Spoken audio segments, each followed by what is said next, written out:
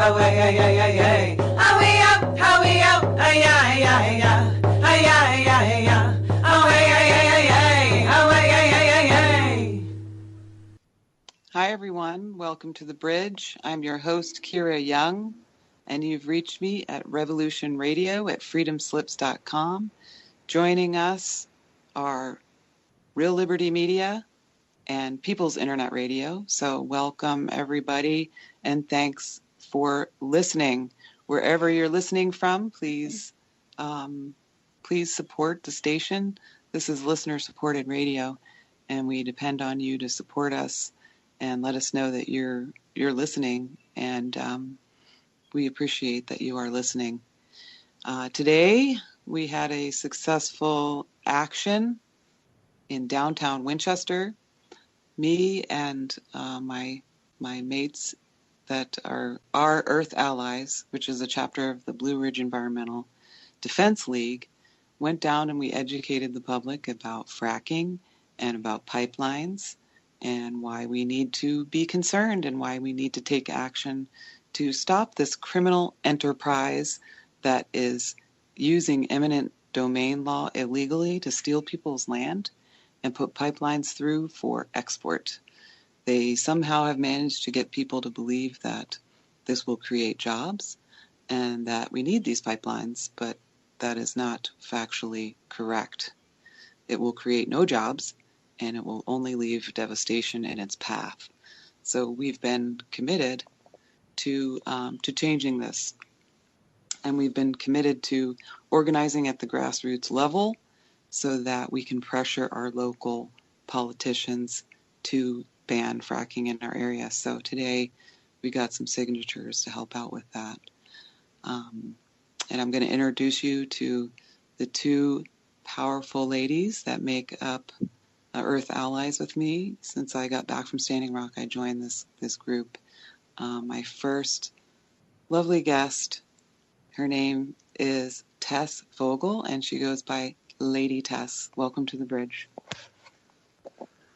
Thank you, Karen. It's nice to be with you today to discuss this important topic. I was introduced to this issue back in 2008, 2009, when I moved to New York and purchased a home. And I learned a lot about fracking and the horrifying effects that it has on the immediate environment and the people. So what were some of these horrifying effects that you saw personally? Well, with purchasing the home, I was completely unaware of what was going on. I was aware that there was a signed gas lease on the property prior to it having been purchased by me and another person. What I experienced in New York was instrumental on getting me on the path of environmental activism. I learned about the effects of fracking through my first experience that scared me very, very much and had a great impact on how I would live the rest of my life.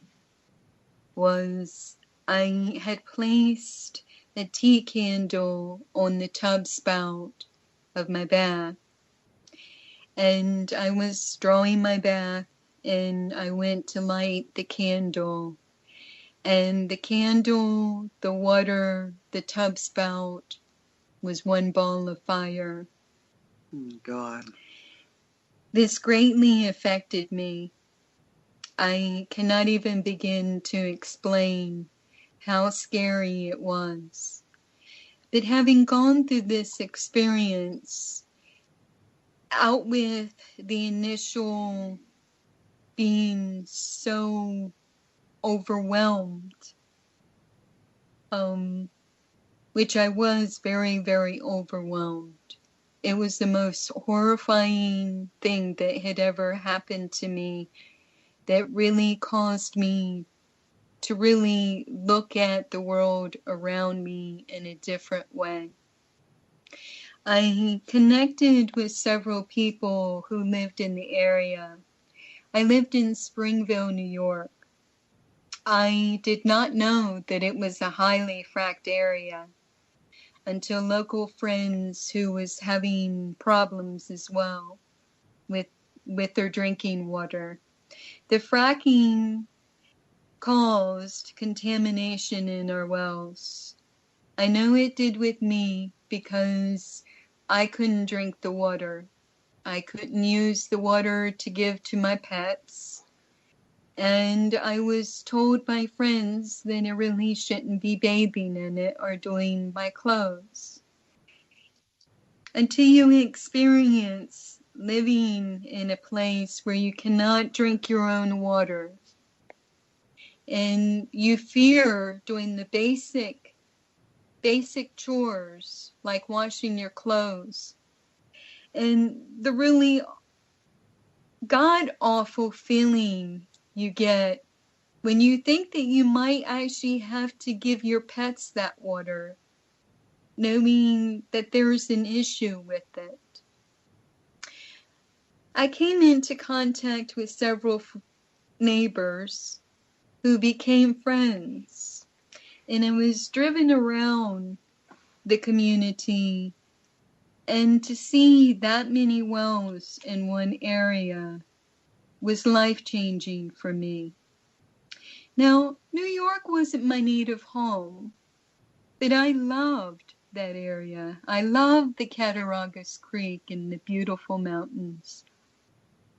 I was horrified. The previous owners had spent over 20-odd years landscaping and making the property absolutely amazing. And to think that their decision had literally destroyed all value to that home made me realize that I had to do something. Yeah, where this is possible, it's almost unthinkable. And did they sell you that property without telling you what they had done, which was when we sat down at the sale of the house to do the paperwork, they did have a waiver that prevented them from any kind of legal ramifications regarding that gas lease. Now, I had no idea what a gas lease is. All I knew was it was a beautiful property that I felt honored to be able to purchase. That purchase has turned into a nightmare.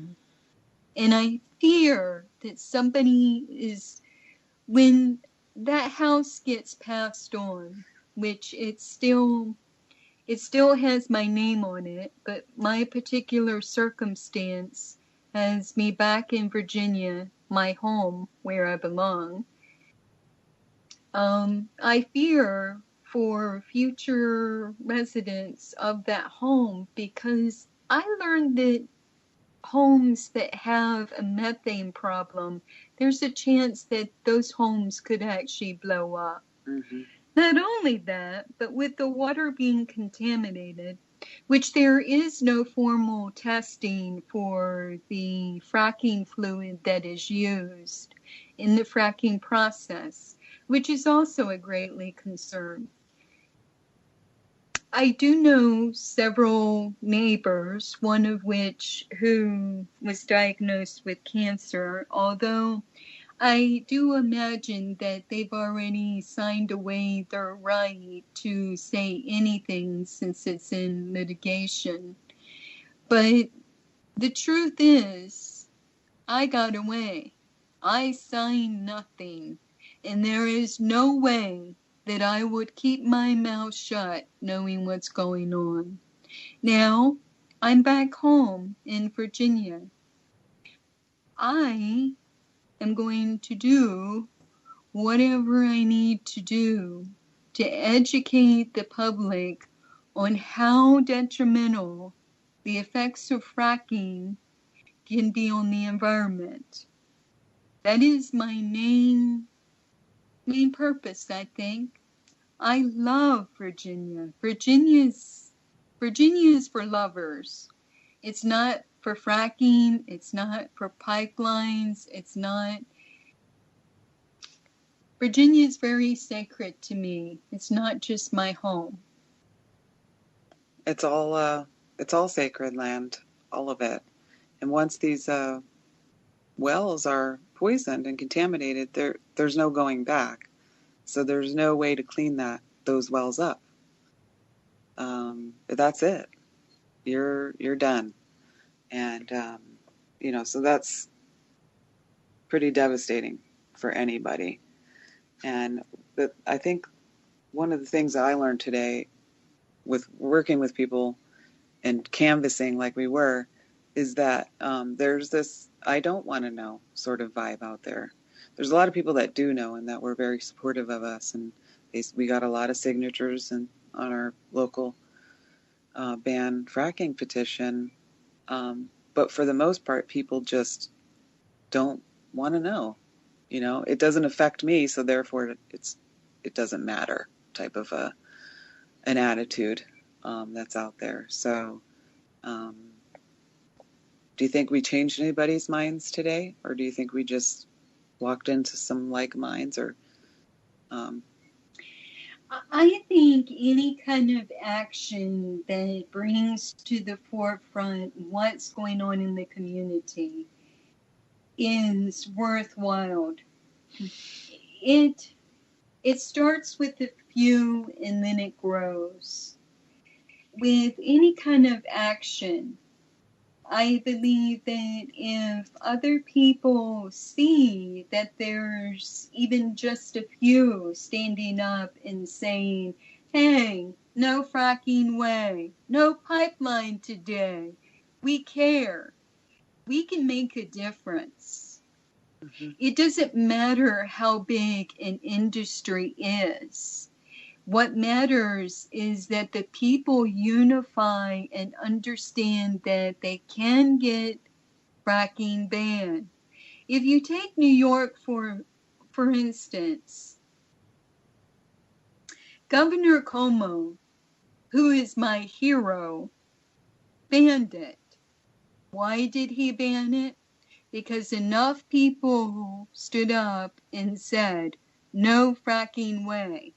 No fracking way. We don't need it. We really do not need it. There are other energy sources that we can utilize to make a difference. We are not going to make this nation great by destroying it. And that's what fracking does. Yeah, totally destroys it. And it's for profit. And as you can see, this company that's completely destroyed this well, they don't take responsibility for that. It's all profit for them. So they're not bearing the cost of this particular form of energy in any tangible way. We're bearing the cost of it and they get the profit, which is inherently unfair. Well, the homeowners that sign these leases are promised things, and they're not told that once the gas and oil industry is done with their well, I mean, they're promised all this revenue, and they're also given a lifetime commitment of having to deal with the cleanup. There is no way that you can clean up contamination by injecting so many chemicals into the ground. Now, greater society is not given the right to know what is going into the watershed. That's a trade secret. And that came about by the Halliburton EPA ruling, making the fracking formula a trademark, a trade secret. Now, that's very scary. There is no known testing to see if there's fracking fluids in your water. That's scary. You have no idea what you're drinking. You have no idea of the devastating health effects that can occur by drinking fracking water. And you didn't even know until your bathtub was on fire. So you didn't smell it? You didn't have any indication that your water was poisoned? No. Yeah, that's really, really scary. That's really frightening. Completely. So you've been doing this for about 10 years since your bathtub lit on fire. Yes. Yeah. Yes. And what changes have you seen in those 10 years? What are some of your victories? My personal victories, I think they're victories of many that were involved. I believe that Governor Cuomo banning it was essential, not only in protecting the environment and the people in New York, but also to help the rest of the country to see that if you get a governor with enough balls to stand up to such an industry giant, that was pivotal. Now, achievements. I came back home and I got a job that allowed me to do my environmental activism. And I've marched in Washington, D.C. 3 or 4 times since I've been home. I've marched in Richmond at least twice, and locally several times. My favorite was going to the Virginia Outdoor Foundation Forum, open forum, when the gas and oil industry was trying to get gas permits, gas and oil leases on conservation easements. I really enjoyed going and speaking and showing my sign and saying, hey, do your research. Look at New York. Look at the rest of the country. I feel that if I continue doing what I'm doing, that there would be no holding back on getting fracking banned in Virginia. And I look forwards to doing that because that's really what I want. I want fracking banned in Virginia. There's no place for it. We have karst soil, and karst soil is not something that you have to be very, very careful for or with. The Shenandoah River, the Shenandoah Valley, the mountains. I'm going to do everything I can to get fracking banned. It's on a soul level. It's beyond, I don't know how to explain it. It's like a calling. Once you know what is happening on in the world, I feel that if you do something, you have a chance at making a difference. And I think with that attitude and that drive, there's no stopping me and the people that share the view that fracking should be banned. Yeah, one of the things that I have learned, since I joined Earth Allies is how much we can do, just like the 3 of us sitting in this room together. It really doesn't take a whole lot. And we didn't need permission for what we did today. We didn't need permits. We didn't need anything. We just needed ourselves to go down there and do what we did. And we made some friends. We ran into people who were at Standing Rock, who are going to probably join us in our efforts from this day forward. So it was good. I was hoping for more support from local musicians to come and sing some songs, but maybe next time. We just thought of it Wednesday, so it's Saturday now, so it isn't. If we give it more time, maybe more people will show up. But I think who was supposed to be there was there, because we ran into old friends and we made new ones. And there was that young kid who had just graduated high school that hung out with us the whole time, and he joined in the songs, tried out different rattles, and I thought that was pretty cool. Yeah, it was good. I would definitely do that again. I think we should do it again. Almost definitely. Yeah. And I think that you're right that most people want to turn a blind eye to it. And that's their choice.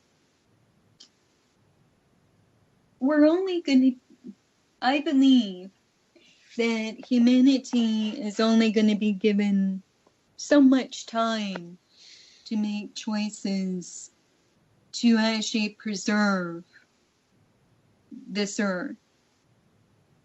And I believe once you know that there are issues like this in your community, that if you don't stand up, if you don't stand up, you ultimately pay the price. And so do future generations. And that's what's important, the future generations. Yeah. Yeah. There's that old saying that, the earth doesn't belong to us. We belong to the earth. Yes. And like you were saying, it's on a soul level. It's the way I put it is it's a sacred duty. Mm-hmm. Once you know, and once you also get a taste of how much you can actually do as an individual. Mm-hmm. Last week on the show was talking to Oompa and Oompa about how a lot of the water protectors from Standing Rock are kind of feeling betrayed and feeling like we really wanted to win. And he was saying, there's lots that you can do every day. Just get off, stop feeling sorry for yourself kind of thing. Start cleaning up your own neighborhood, your own reservation, your own backyard, and go do an action. It'll make you feel good, and you'll educate other people and maybe make some friends who will join you along the way. So I definitely had his spirit with us today, and all the other people in the Blue Ridge Environmental Defense League who, maybe if they would have had more time would have come up to join us. So that would have been good. But we're the power that we have together is pretty staggering if we really think about it. Our ability to organize, all of these things we're the pinnacle of creation. Like, this is our challenge. Let's meet it. Let's face it. Let's do it. That's where I'm at. So thank you so much, Tess, for joining me today at this action and for joining me on the radio to let people know about your story. We hear about the people whose bathtubs lit on fire, but not a lot of people meet people that actually happen to. And so I'm glad that you've made the choice that you've made to educate people. You're an inspiration to me, and I really enjoy working with you and being your friend. Oh, thank you, Kara. I greatly appreciate that. I honestly could not have been anywhere else today. I have given my life over to being an earth steward, and it's what I do. And I'm honored to know you and share this journey with you. Thank you.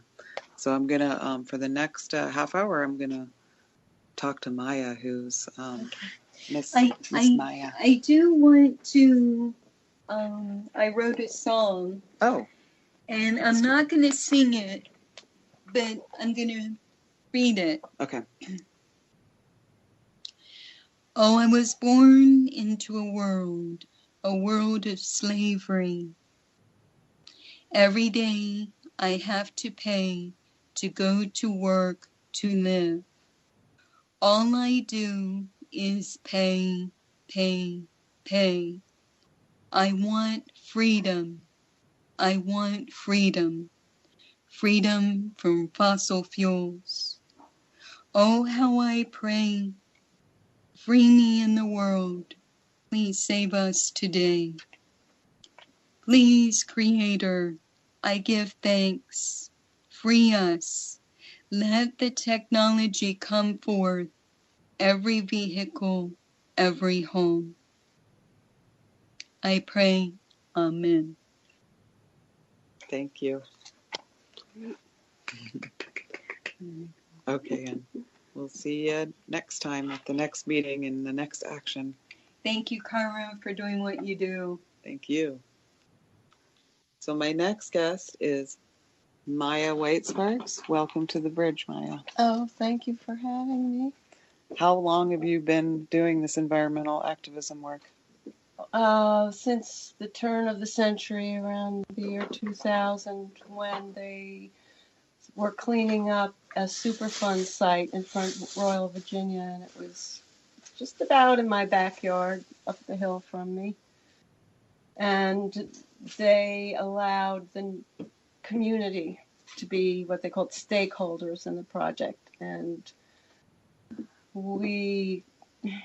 But let me say first that the reason I got involved with it is because I'm part of a spiritual group, and we are an interfaith group of nature spirituality, and we did a ceremony on the Shenandoah River blessing the river.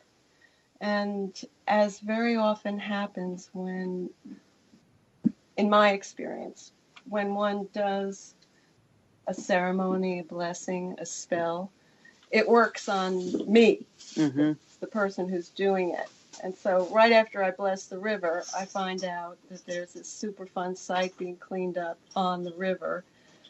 And I was compelled, out of my love for the river, to get involved. So that was the beginning, and that was a long-term commitment to meetings and going out into the community and educating them about the effects of that. That was a rayon plant, and they made rayon for the space program, among other things. And it was right on the edge of the Shenandoah River. And to this day, they have chemicals in basins covered over with earth, looking like a conservation area, but underneath, for future generations to be concerned with, are these many different chemicals. That were going right into the river? Yes, there was leaks going on in the river and also across the river into people's wells. And then there was smokestack stuff that had come out for years and settled on the ground all the way around. Very deadly chemicals. So when you say a Superfund site, that means that the government has even decided that it's so toxic that they're going to put some money into cleaning it up. Is that correct? Exactly. Okay. And that was a time when there was still money in the Superfund cleanup at the EPA. Right. As far as I know, there isn't money for that anymore. Yeah, because it's part of the whole, small government. They say they want small government, but then they shrink the only forms of government that really help anyone. Yes. Instead of the forms that are killing everyone, like war, for instance, which more than half of our tax dollars go to war and the oil industry. Oh my God, So, I know. It's just I can't believe they have the conscience yeah. that they can sleep at night and still do this stuff. Well, I don't think they have a conscience. That's why I call them the psychopaths in charge. Right. Because how could this happen? And But regarding cleanups, you know, there was the company was required to work on cleaning it up as much as it could be cleaned up. And the government was throwing in money on it too, and that was good. But now, if you look at what corporations have done across the country, there are, as you were talking about, they don't clean up. They use it, they exploit it, and the people near, and then they leave it. And it drips all these kind of chemicals, and it takes a lot to contain it. And that was what they were doing when all the stuff went into, was it the Missouri River? Last year. Yeah. The EPA was trying to clean up an old mine, and there was an accidental spill. But those mines are everywhere across the country. Yeah. They can get away with this, using and leaving the mess behind. Right. And that's why I say over and over on the show, fascism is corporations and government become one. That's all it is. All the other things on top of it, the racism, the environmental racism, the violence of poverty, keeping certain communities in poverty, the whole idea of sites that are just expendable. The reservations, expendable as far as the government's concerned. You can dump all of your toxic chemicals. And that's the same with rural areas. And one of the things that you and I have been talking about is how the fracking industry and big oil has put more highly populated areas on the table now. Because they've made what they can off of these more rural areas where there's less population. And now they're going to try to push it through where more people live and where more people will be affected. So our movement should be getting stronger. Should be getting a lot stronger. Well, I think it is. Yeah. Wouldn't you agree? I mean, you went to that conference and there were people working against pipelines from various groups, yes. Right? Yeah, I think we're building our strength. We're like today we were supporting White Pine Camp. We were down there sharing information about something that's going on in Pennsylvania, and on the Old Town Mall in Winchester, Virginia, quite a few people were from Pennsylvania that came through. So we shared information about that. I think there is a broad movement of people. Many people were concerned, and in Virginia, we just had a primary. We had 2 Democratic candidates. One came out against the pipelines that they're trying to put in. The other was pro-fossil fuels, as our current governor is. And the challenger, Perriello, he challenged Northam. Northam is like a party operative. He had everybody in the party behind him, and Perriello was up and coming. So he was brand new on the scene, Perriello, yet he got just to like 11% less like votes. 46% to 52 or something. 52. Yeah. It was, I thought, a really good sign that there's a lot of people in Virginia that are against pipelines. And I sure hope the Democratic Party pays attention to it. I'm not into the parties. I'm an independent, and I often vote Democratic because they are more progressive, but they're not it either. Right. Yeah.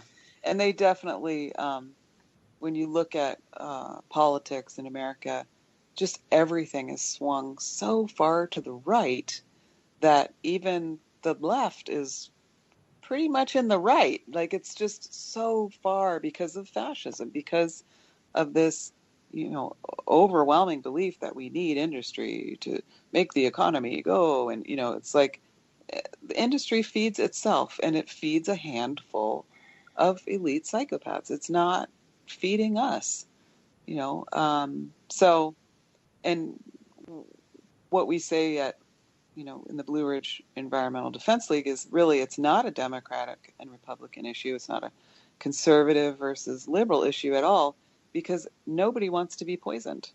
No matter what, where your leanings are, nobody wants to be poisoned.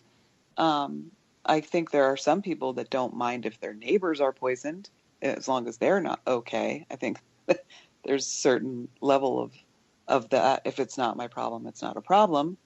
But I think we should be able to appeal to any party.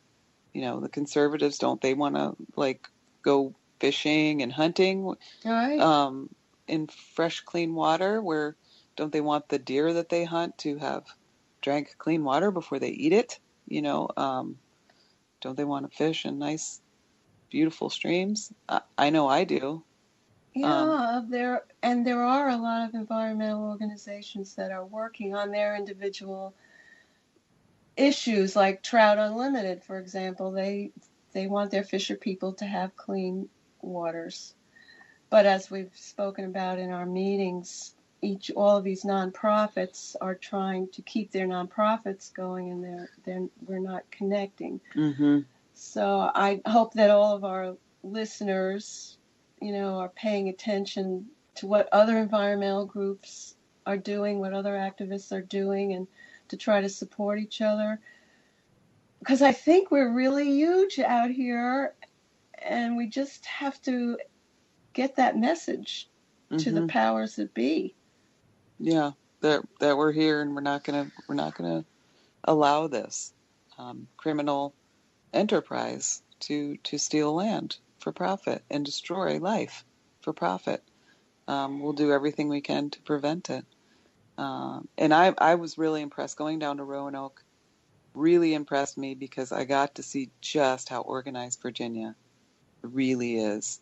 Each and every county, especially the counties that these pipelines are proposed to go through. Perriello did win in those counties because they know that he was the one who was on their side, so they voted for him. But it's just a shame that, the so-called progressives just go for the status quo now, which doesn't seem very progressive to me. But and I don't know how they can swallow the lies about how many people are going to get jobs. It's just fake, and it's usually temporary. Yeah. I would like to see the oil companies hire people to maintain the pipelines that they have. They only have a lifetime of 50 years before they start breaking down. Well, they only have a warranty of 1 year. Really? Yeah. Yeah. Yeah, and they are breaking down, and they have explosions and leaks. Let's see them take care of what they have instead of coming in and destroying more land, fragmenting the environment, causing people to be ill. The latest study on fracking, on the health of people in West Virginia, showed that it's one of the things that's affecting people, making them feel sick, get asthma, miscarriages, and other health issues, is the 24/7 shipping of stuff in and out, trucks going in and out constantly, and diesel fuel makes people sick. And so that's just another aspect besides how they are fragmenting the habitat and threatening the water with chemicals. To follow up on what Tess was saying about the chemicals, there are hundreds that they can put into their injection fluids. And there have been people who have been studying them. The government protects the trade secrets of the fossil fuel industry. However, there are independent people who've done their citizen science, and they have found out that there are horrible chemicals that are carcinogenic, and there can be hundreds all in one fluid, so you don't know about the interactions of it either. But so even though the industry has been trying to hide it, the truth has been coming out that these are very bad chemicals. Well, one of the things that they're doing in the UK to stop fracking is they're actually stopping those trucks. They're laying their bodies down to stop those trucks. There's an idea. Yeah. So just putting that out there. They've been pretty successful in shutting down That's so brave operation. of them. Yes. And they, I would like to get to the point where the public understands to the point that they understand over there. They have 90% of the public that's against fracking. And they still have a corrupt system that allows it. When 90% of the people say hell no, it's still an issue. Like, it shouldn't be an issue. If 90% of the population is educated and saying, we don't want this, we will not allow this, how can it still go on? And it's just like the question about eminent domain here. If it's not for the public good, if it's a private company and it's just for export, how can you use eminent domain? Right. Eminent domain is supposed to show a public good. Somebody today answered that by saying it helps the economy. But, that's whose really economy? debatable. Right. Yeah, it doesn't. And that's the other lie that they've just absorbed through popular culture, through the TV that programs them to believe that it has something to do with the economy. Well, let's take fracking out of the economy. Is it going to collapse? No, it's not. The economy is not going to collapse if we exit fracking out of that whole scenario. It's just not. Or at least if we stop it where it's at, we already have over 1 million fracking drill sites on the United States. That's enough.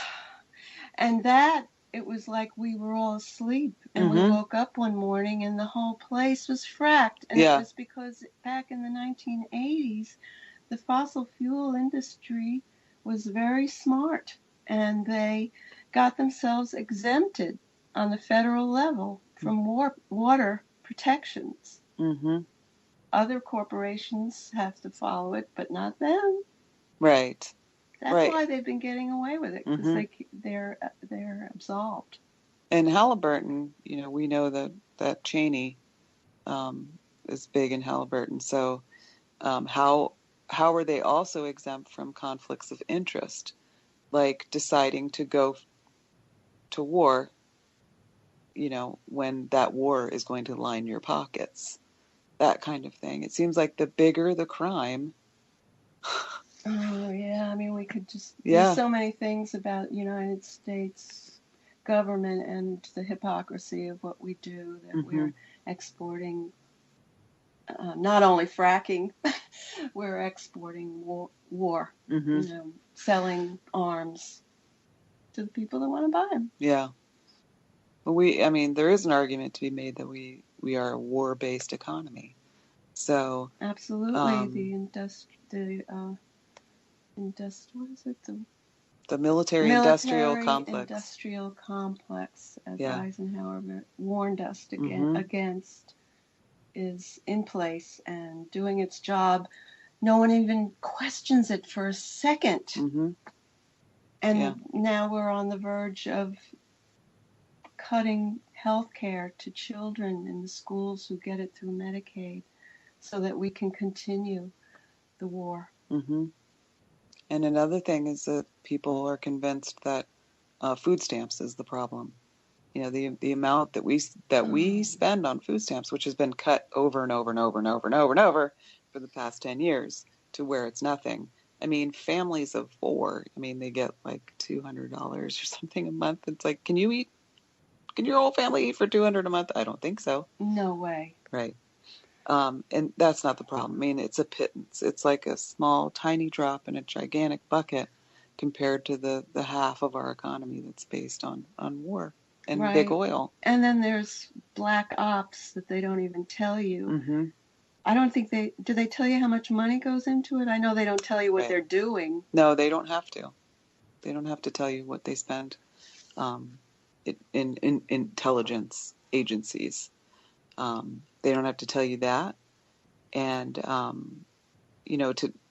today when I was talking to people on the mall, they were attracted by we were singing some songs. Yeah. And they asked about Standing Rock. And I was like, it's the same bad guys, Energy Transfer Partners and Tiger Swan, who are up in Pennsylvania. It's only 80 miles from here, who are, they're putting a pipeline in, stealing people's land, spoiling their water. They don't care if there's, they don't care if there's a school in the way. They don't care if there's anything in their way, a river, nothing. They're like, really? Right in our own backyard. It's like people just don't know until you tell them, So, but there were a lot of people who did know. Yeah. And that was very encouraging. Mm-hmm. And there were people who would take pamphlets from me. They didn't seem to really know about it. The young man that sat with us once Mm-hmm. he figured out what we were doing, and he was, I guess, attracted by the drumming and all that. He didn't even know what fracking was, and now he's like a fracking activist. Yeah. So it just shows how reaching out to people that you don't know can really have a tremendous impact. I was surprised at how many people actually asked me, what is fracking? Mm-hmm. Like they just didn't know. Right. That's amazing to me. It is. Yeah. So. But if you get in your own bubble, like in your own bubble on Facebook, or you watch the same shows on TV all the time, I can see how you wouldn't learn about it. Right. Oh yeah, definitely the media is not going to educate you about it because they're essentially part of the government at this point, which is part of corporations, which is all this one big entity.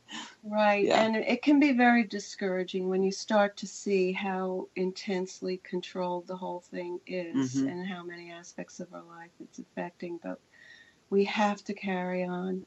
Yep.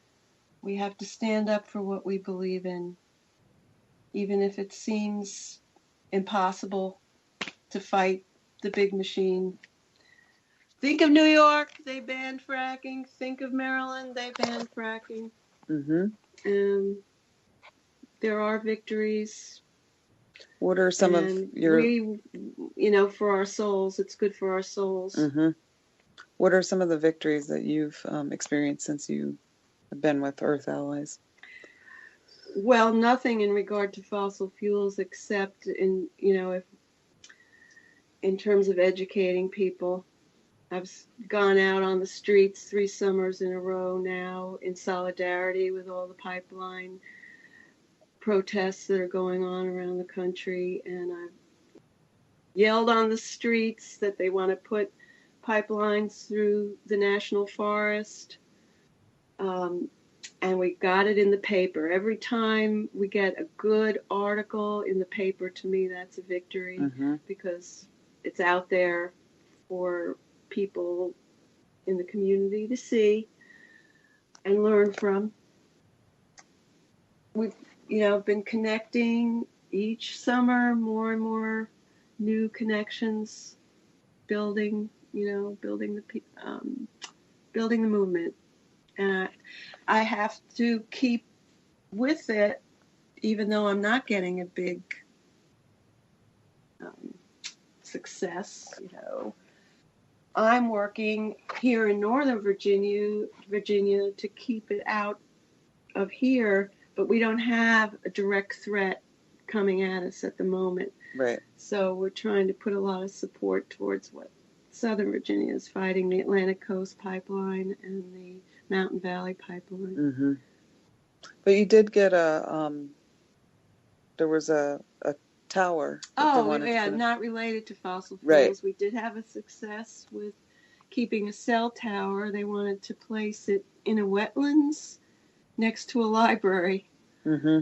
And we worked hard to get people out to the Board of Supervisors meetings and the Planning Commission meetings, and people did show. And the new social media is really helping. Mm-hmm. It really is great. We have maybe around, it goes around the country, it's called Next Door. It's a way to connect with your neighbors on social media. Mm-hmm. And that was very important. It got people out. And even though they delayed the decision, we had lots of people showing up at each of those meetings and standing up in front of the microphone saying they didn't want it. And we were able to get it out. They voted against the cell tower. So it works at the local level. Politics do work. Yeah, it feels more possible on the local level. Yeah. Even though we're in a more conservative county, it mostly goes Republican, we were able to keep a cell tower out. So that's great. Yeah. That is a victory for sure. Yeah. Absolutely. Yeah. So we only have, let's see, one more minute. Okay. And then I want everybody to stick around because I'm going to talk to Suzanne Posel in the second hour. She's got, I think, some news about Russia and Russia's involvement in the election. Some of the things that she's uncovered at occupycorporatism.com. So please, everybody, stick around for the second hour. Thank you so much, Maya, for all your work and for today and for coming on the show. You're very welcome. Thank you for all you do, Kira. Thanks. Stick around, everybody. Suzanne Posel coming up.